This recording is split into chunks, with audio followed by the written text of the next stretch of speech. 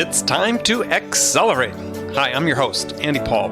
Join me as I host conversations with the leading experts in sales, marketing, sales automation, sales process, leadership, management, training, coaching, any resource that I believe to help you accelerate the growth of your sales, your business, and most importantly, you. Hello, and welcome to Accelerate. I couldn't be more amped up to talk today with my guest. Joining me is Jorge Soto, the original founder of Sales for Startups, which is a company that he's created that was dedicated to helping educate non-sales entrepreneurs about how to sell, which was a passion of mine, a passion of his. And he sold that company, is now part of the growing sales hacker empire. And Jorge is also involved, I know, in a startup role with Node.io. So, Jorge, welcome to the show. Andy, thank you so much. First of all, we were just chatting a little while ago about how long we've known each other. And if you remember, we met each other about 5 years ago in Boston with Matt Bellows and Cliff Paulin, and we were doing that event at Microsoft Nerd Center. So thank you so much. I really appreciate it. No, that was fun. That was a great time. It was a great group of entrepreneurs. Kind of a strange room we were doing it in. It's the proverbial mile wide and an inch deep, but yeah, it was a great group of guys there, people there that entrepreneurs that I think really fit the profile of what you were dealing with, which was non-engineers, people that don't have sales in their background or marketing in their background and had great ideas and were executing it and needed to get that knowledge about how to get their product to market. Yeah, I think for me, it was interesting when I got out to the Valley for the third time, and I was trying to start a company, or I'd launched a company through an incubator called AngelPad. And it became very clear to me very, very fast that the tech community really wasn't taking the sales profession seriously. And it became very frustrating for me just because people literally would not talk to me if I wasn't an engineer or didn't take me seriously. And then there was this shift where people started to come up to me and say, hey, I need to understand how to get 5 customers or some customer feedback. And then that was sort of the thesis behind building Sales for Startups. And it was a great opportunity to be able to meet thousands of founders and early employees and really help them think through this sales process that I like to call like the early stage, minimum viable sales process, where we don't really know what we're doing. And it's this weird thing because you don't really, you understand these fundamental steps that always exist in sales, but you don't really understand like the macro climate that well. You don't really know if your message is resonating. You need to really focus on understanding who that ideal customer is and go through the hustle and grind that is that process of discovery. So I had an awesome opportunity to do that, and I love that we were able to roll up into Sales Hacker and continue that mission. Yeah, I mean, you were putting on events all around the country for entrepreneurs. And as you said, it really is a process. That early stage selling really is a process of discovery. I mean, you can plan it out all you want, but until you go out and test it with people who don't know you, right? Like, the term, the unaffiliated customer, you really don't know what it is that you're selling. Yeah, totally. I was just so I was in Miami doing an event at an incubator there, workspace called building.co down in Miami, Florida. I'm from there originally. And it was really interesting because everyone, we had a nice crowd and it seemed like most people, maybe not everyone, but most people were asking me, what's the silver bullet? Like, what is the sales strategy that's going to get us to, 100 customers or to, $1 million in revenue or whatnot? And it's interesting because you have a ton of folks out there who are sort of, selling the dream. And for me, it's a big experiment. I have no idea. Now, there are a variety of tactics and processes and sure things that I think, I can speak for myself that I've learned over the years that certainly don't work. But well, it's interesting conjunction. You said the sure things that don't work. Yeah, exactly. So what are those sure things that don't work? Yeah, well, I think there are a couple things that don't work, and it's interesting because they're not like very particular tactics. They're more like higher level esoteric stuff, like having the wrong team, right? Like if you're, and I'm speaking from a startup perspective. In just to be clear, I've never lasted at a big company, where I was, one of 10,000 salespeople. So I don't actually know that. My perspective has always been as a founder. I always like to make very clear that I'm an entrepreneur first. I'm a salesperson second, right? And, for me, like a fundamental thing that will surely never work is having the wrong team, right? Like having someone who's not willing to put forth the effort and organize themselves in a way to be able to be flexible and agile enough to understand the right things, right? Or at least to collect the data or insight that they need to collect to be able to start to kind of determine what things are not working. So for me, it's not about necessarily knowing the stuff that works, right off the bat, but the things that don't work, because it's also interesting because the things that work today are not going to work tomorrow, and it's just like, I don't know how long it's going to take till they don't work. And so those are some of the problems with scale, where it's like really easy when you have one person, when I'm the only prospector / salesperson, but now I need to scale a team of several other people. And now I have to actually deal with personalities and life and everything else. Like, how do you now start to develop, as we were discussing earlier, a culture around the human, and not just say, hey, I'm going to hire, 5 guys or gals from Cal Chico University or whatever, and buy a bunch of software and we're going to generate a ton of business. Sure, like that's part of it. You need software, you need people and these sorts of things, but we forget about the people component. And for me, that's the most important. So just to kind of go back to what we were saying, one of the sure failures or things that I think in my experience will lead to failure. Guaranteed. We'll call it guaranteed failure mode. Yeah, guaranteed failure mode is like having the wrong team. And the other thing that I've realized, and I hate to say this because I'm such an impulsive person by nature, but it's poor preparation or acting too fast. And I'm not saying that you should act slow and so, for example, like overthink a target list or something like that, and I think that for me it's also really important to be able to execute, and progress is more important in my view than perfection, but you don't want to completely botch it, right? So finding that balance is hard. How do you do that?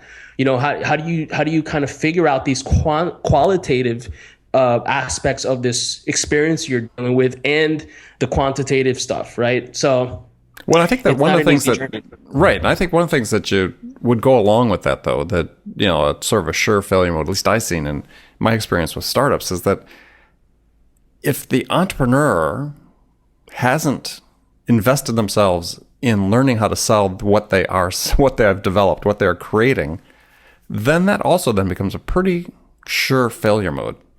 I find that if the entrepreneurs try to keep themselves separate and say, look, I'm going to build this team, but I'm not going to go out and get my hands dirty because I'm not going to learn really what it is we have and why people are buying it.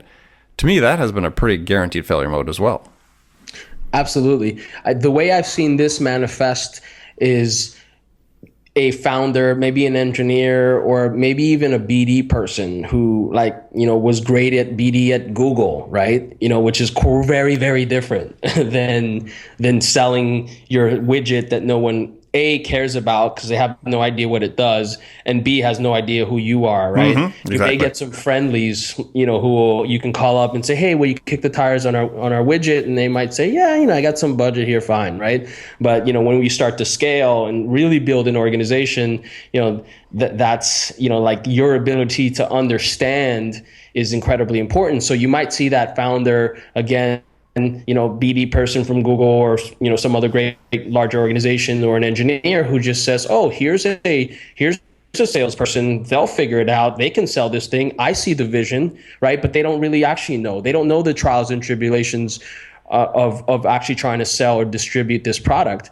And I think that's incredibly important. Like if you don't sell, if you're a CEO out there and you are not selling before your first sales hire, that's a very big problem. Now, I think you can get away with it if you understand that perhaps your core competency is not maybe, interfacing with the external world, and you hire someone who's going to manage that kind of part of your business. I think if you're transparent, you might be able to get around this issue. But there's just no way that I could ever hire someone to do a job that I don't actually understand myself.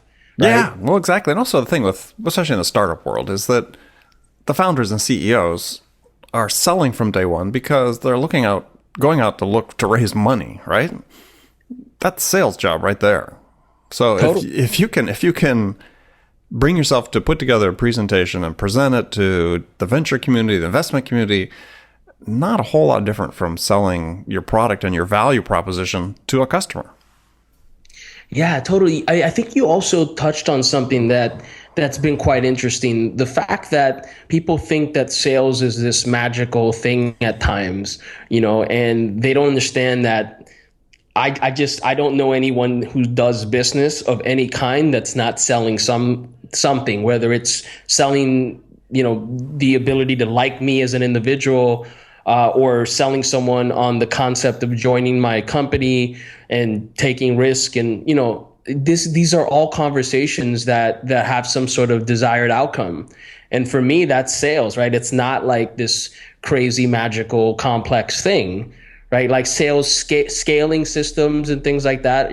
Obviously you have to sit down and think about and et cetera. But like there's a conversation, right? And the conversation has an outcome. And whether it's, you going out to dinner with me or, buying my widget, right? There's still conversation. Now, obviously it's a different, it's this different sales cycle, quote unquote. If I'm trying to convince you, Andy, to come to dinner with me versus some organization buying my software, multiple people, process, maybe it's going to take longer. But at its core, what is it, right? At its core, it's this communication. And if you can distill it down to a communication level, and that's what I love about your books. And I've always been a fan of you as a thought leader and as an author and as a consultant, because you've really taken an incredible view, in my view, of this process, and you've distilled it down to levels of granularity that I think are incredibly important. And that's sales for me. Like when we talk about, well, what is sales now? There's some great books out there that talk about process and tools and things like that. But if you don't understand what's underneath that, and the day that you hit the wall, which we all do, right? As salespeople, I mean, it's life, right? When you hit the wall and you don't actually understand the psychology or the philosophies or, underneath all that tech and process and why your emails are not working, then you really, that's when you start to struggle. I've seen reps do that. I felt that myself when I was learning how to sell stuff, within some organized process or, company. So it was really interesting, right? Like if we think about it, and if we can really understand what's underneath all this stuff, or why is that person responding? Why is that to this type of email versus this other type of email? It doesn't, like for me, it doesn't matter what the text is. There's some kind of there's some psychology that's underneath that is underneath that word or that statement or that title or subject or whatever, that is generating some action inside of a human for some reason. It's stimulating something.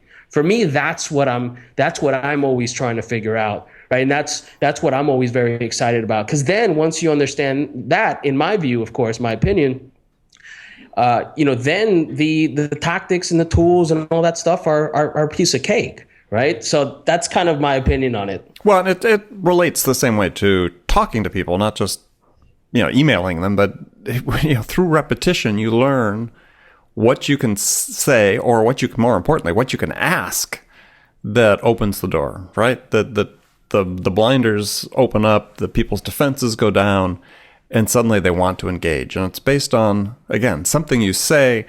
To my way of thinking, it's usually a question that really is the way that gets that triggered.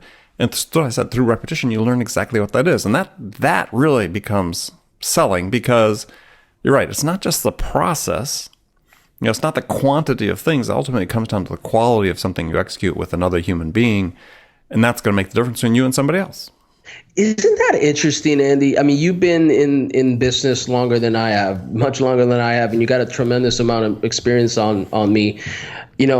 However, isn't it interesting that we always go back to this concept, and the concept is, and it's actually outside of sales in general. I think it's almost like a fundamental thing in life where it always goes down to, or back to rather, quality over quantity. Like that's always the thing, and I hopefully nowadays, we were talking about technologies out there and the amount of data and all that. Like, I think for me, all the data that's out there with on the internet or in sales tools, et cetera, should be really pushing us to be more of a, quality over quantity process, right? And have a more personalized approach. I mean, at the end of the day, right? Like, that's what should happen. I remember when I was in SDR, and remember, just for the folks out there, I started selling door to door, and that was the first time I started to understand sales cycles, when I was in graduate school.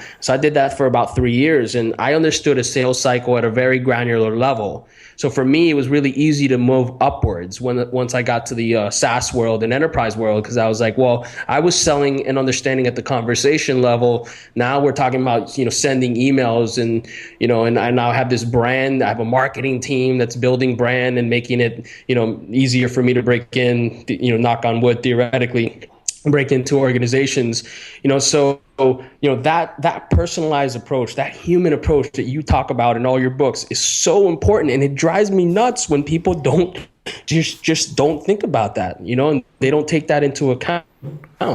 One tactic that everyone listening to the show should try out, if you're not already, is say the person's name a couple times in the conversation. You're going to trigger their brain to go, oh, that's me. Yeah. Get them back in the conversation. Right. And so that personalized approach, like that thing, the value proposition, blah, blah, blah, is, certainly, of importance within a sales conversation. But, that human piece, how can you like embed statements or activities, or I don't want to say give the guy or gal a hug, in most cultures, that's probably, a no-no, but how do you embed that stuff? How do you truly develop a relationship? How do you become more vulnerable as a salesperson within the realm of reason and of course, respect, right? Right. Well, exactly. I mean, it's about being mindful. It's being in the moment. And that's really, I think, very hard for a lot of salespeople is, without getting too sort of zen about it, but is, this whole concept of mindfulness and being present really becomes very effective for salespeople, because they're there and all they're focused on is the prospect. I mean, with every ounce of their being, they're focused on that person. And yeah, you'd be surprised. I mean, I have sort of I don't know, test, if you will, but going to calls sometimes with salespeople, and I was managing them, and maybe to be a relatively like a second call or something, they had brought me along, or maybe I was doing a ride along on some cold calls, and about 70% of the time, the sales rep won't have remembered the prospect's name. Yep. And of course, they couldn't use it during the meeting because they couldn't remember it, but that's because they were so focused on what they were going to say, right? What they, the sales rep, as opposed to, let me engage this other individual as a person, and we're going to have a communication and a conversation that engages their interest, and knowing the name, if you're really present, really becomes a big part of that. So we're going to take a short break, and we'll come back. We're going to continue this great conversation with Jorge Soto, and we'll be back in just a second. Hi, this is Andy. Connect and Sell is used by sales reps at nearly 1,000 companies, including hundreds of technology startups and several Fortune 500 companies, to overcome the challenges of getting prospects on the phone. Companies using Connect and Sell grow their revenues faster by enabling their sales reps to have more sales conversations in 90 minutes than they could otherwise achieve in an entire week. Connect and Sell can be deployed directly to your sales reps, or you can take advantage of their outbound on-demand service, which delivers qualified prospect meetings scheduled directly on your sales reps' calendars. Visit connectandsell.com to learn more about how Connect and Sell can start filling your pipeline today. And we're back with my guest today, Jorge Soto. We're talking about sales for startups, an organization he started that he has since sold to the Sales Hacker Group, which did a great job educating entrepreneurs about what it's like once you start a company. You actually have to sell the product you're creating. And I sort of want to I know you've got a passion for how you think sales is going to evolve, and I want to talk about that here for a few minutes too. I want to start by by asking about the saying you have in your Skype profile. You say that a successful man is one who builds a firm foundation out of the bricks others have thrown at him. So who's throwing bricks at you? Wow. Andy, you've known me for 5 years, so I'm going to give you the raw and real. I hope that's okay. Sure. I grew up in Miami, Florida, and I was brought into this world by two great parents, two parents that, I'm an only child that if I didn't have, I'm not sure I would be sitting here today. So I got lucky, but one thing that I observed was I was growing up in the 80s and 90s in Miami where it was nuts. I mean, you didn't hear about innovation. You heard about, the Pablo Escobar, don't walk in the streets at night and these sorts of things. And, at a very young age, I just didn't really understand the value of entrepreneurship or even education. I mean, if you think about most of the individuals that I grew up with didn't go to college or had other outcomes in their life and took different paths. And so, I guess, I started to develop a chip on my shoulder when I was a teenager, and you had to be sort of tough, right? Like in my communities, you had to defend yourself, not get picked on and whatever, right? And, I'm blessed that I was able to not make foolish mistakes like so many others do every day in these communities, but I always had that. I felt like I like the bricks were being tossed my way, since I was a young child. Things started happening. I still, it's really interesting. As you get older, I'm in my mid 30s now, and I've gone through this weird evolution where I'm starting to become incredibly self-aware of the good things and the bad things, right? And I remember sitting there recently thinking about my view on what's driven me to just always be so fearless. And I was raised to be fearless. I was raised to be fearless by my family, and my mother in particular is one of the most fearless individuals I've ever met. Super inspiring. And for me, it was I wasn't the tallest kid. I wasn't the strongest kid. I wasn't the fastest kid. I loved sports, but I was too short to dunk and, too small to play running back and too short to play second base, which I love baseball. I play baseball. My dad's Cuban, and it's a big thing in our culture. And I found something, later in life, once I started going through high school, I had tremendous troubles. If you went back to my high school and you talked to the principal, they would probably not believe that I am, outside of Miami and doing some cool things here in Silicon Valley. And so I think that I started to develop that chip, and I started to develop that kind of thicker skin, at least at the surface level, for challenge. And then I ultimately started to understand that challenge was in myself, in my own mind, and sure, people could trigger certain things within me or within us as humans that will cause us to behave certain ways. But ultimately that's a stimulus or stimuli that's coming in, that you're interacting with and you're having to do something with. And so again, to your question, I feel like whether it's some story or narrative that I've created in my mind since I was a kid, or maybe there are some very real and valid reasons. I felt like bricks were thrown at me for a long time. As I mentioned, I wasn't a great student. I had to work my tail off to get through college, and I was a very slow reader. And because I wasn't raised to read, I was doing other stuff. I was out climbing a tree or getting in trouble in the neighborhood. And so. I was more of an artist, and I didn't really understand myself that well. And so, I think that it is, it's a healthy thing to be able to have that courage or to develop that mechanism to be resilient. I think that within the context of sales, when I got an opportunity to sell stuff and I understood I was selling. So, the first memory I have is, of course, selling cookies, door to door in my neighborhood from the school, and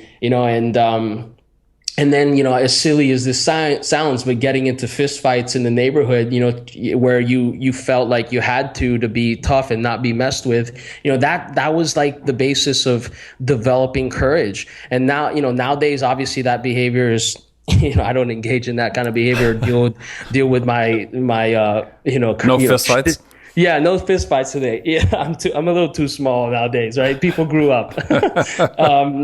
And, but I think you display courage in other ways. And for me, as I was mentioning, my first experience with sales, I was selling, shoes at a store in Miami, and I crushed it. And I was selling more replacement plans on like shoes, which didn't even make sense. Replacement. So, I started off selling shoes as well. So a replacement plan. So what's a replacement plan on a shoe?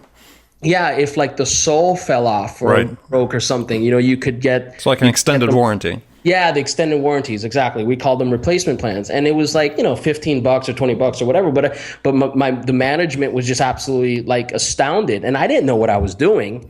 I didn't understand that I was actually just like having a conversation, developing rapport, telling people, walking them through a quote unquote demo in their minds of why they should buy this thing, instilling enough doubt about the need for buying this replacement plan that they would actually say, okay, great, right? Like I'll buy it for $15 more and et cetera. So, I started to understand sales at that point, and I loved the challenge. And then I realized I didn't actually care. And one of the things about me was like, I didn't care what everyone else was doing. I cared about my own internal dialogue and like the fact that I needed to be great at whatever it is I was doing. And that, trickled over into, college. When I got to college, I'm not the A student.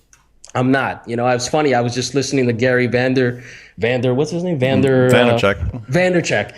And I was just laughing because he talks a lot of like, we share a very similar story of what I know about him, not great in school and these sorts of things. But I was just so determined to prove to myself that ultimately I had some worth, and at a deep level. And when I got involved with doing door-to-door sales in college, I was like an entrepreneur. My first venture was selling tickets to a bus that we used to send kids from Tallahassee, Florida, at Florida State University to New Orleans for Mardi Gras. And, we'd make $60 a ticket. And, my buddy Julio and I would, party with that money. And so I love that because it was hard. But on top of that, I was able to do something with with the only thing that I knew. And at that time, and maybe till this day, maybe what I really enjoy is communicating with people, right? And moving people through an outcome.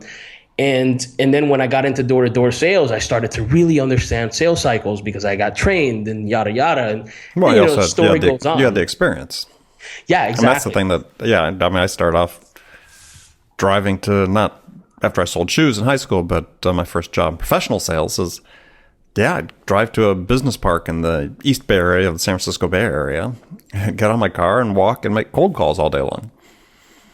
And you can't underestimate how much you learn, because now people talk about, getting through gatekeepers. Well, actually, there was a physical gatekeeper I had to get through. There was a person sitting behind a desk that I had to get through to talk to somebody, not somebody on a phone. And it was, vastly different. Well, I'll tell you a quick story, Andy. My first web business that I started as a founder, I invested all my savings, had my mother take out a second mortgage on her home, which is astounding for me to think about now, and in many ways pains me because that venture failed. But it was, in any case, was a startup called MyTrips, MyTripz.com. And if you Google it, you can see Pete Cashmore making fun of it back in 2005. And I had no idea how to run digital marketing. There was no social graph. There's no Twitter. There was none of this stuff, right? Like maybe there was some AdWord campaigns and things like that, but the virality that exists online today didn't exist then. And so my default was, you name it. I would drive up to universities, hand out flyers, sneak into university computer labs, and pretend I was a computer science student and ask people to try out my new website. And so I physically signed up about 1,200 people over maybe 3 years, which, as we know, is a completely inefficient way of customer acquisition, right? But that was my default. And my point in telling you the story is that I think that chip on the shoulder, that courage, that desire of just like, I am not going to allow myself to give up.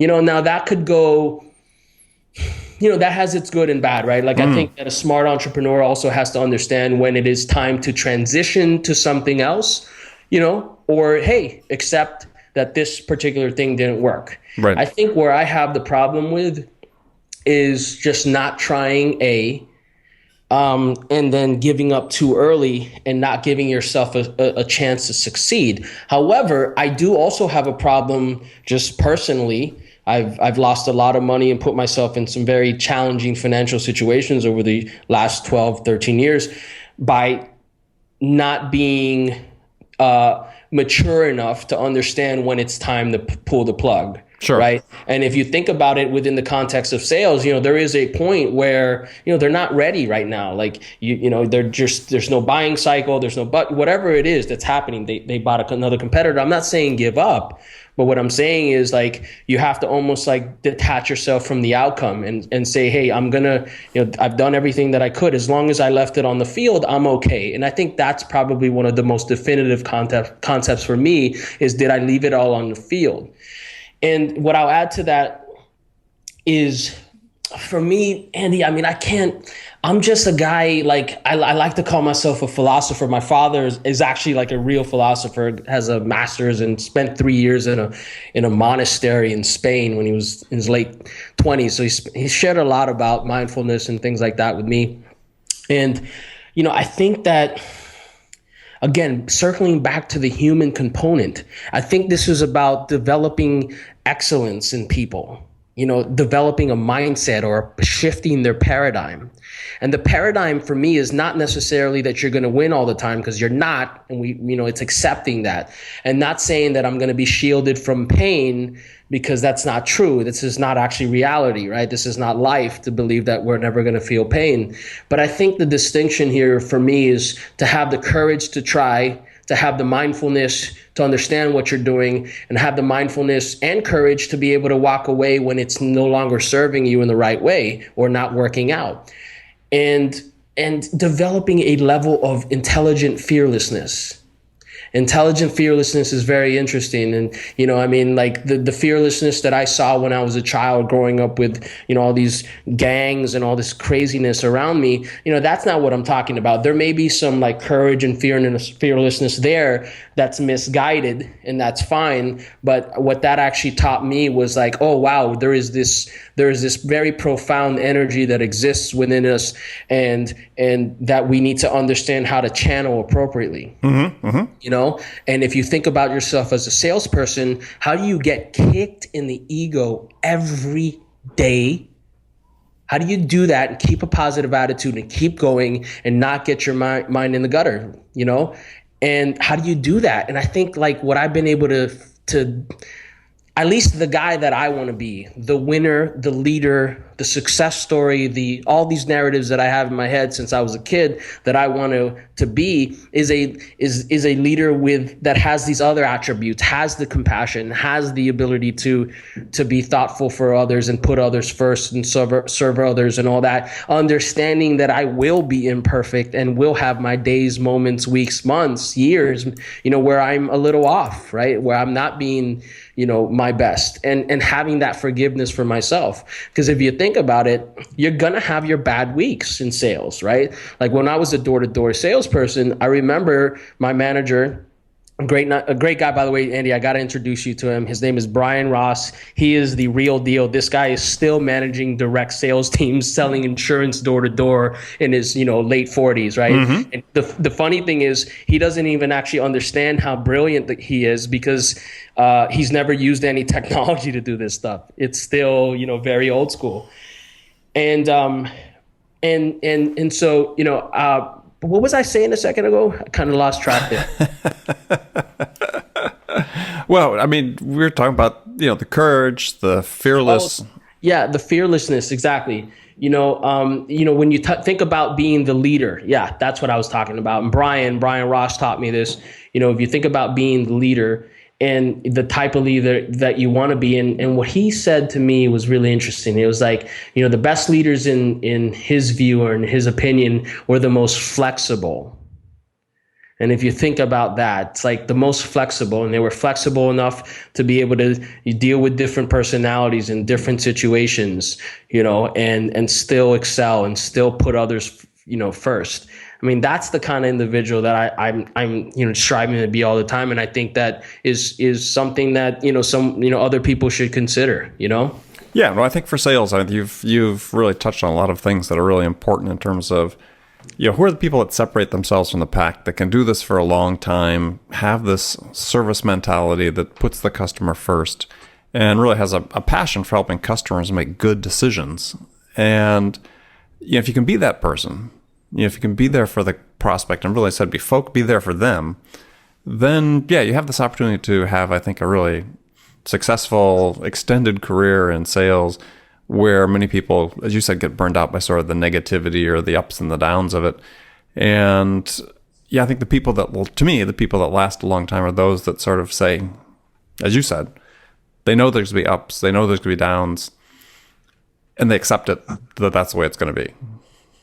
Yeah. And so imagine that person, imagine that individual who's so mindful, that salesperson, that sales, manager, right? Who's so mindful and so aware of these things, that now have great tools and now have great processes that they're iterating on, that have the data, to support whatever it is metrics they're going after. Imagine that person. I want that person, right? I want, what I mean? That's who I want. The person who, who's not thoughtful and who make even close a bunch of deals in the short term, and or even close a bunch of deals in general, but they're a cancer to the organization. I mean, these are the things that we don't talk a lot about. We don't talk about the human stuff, right? We don't talk about that rep who's a jerk, who's making everyone else feel terrible. And as a result, now you see your sales goes down. And then what do we do automatically? We start looking at systems, tools, what's going on. Do they know the sales talk? Do they, is the market happening?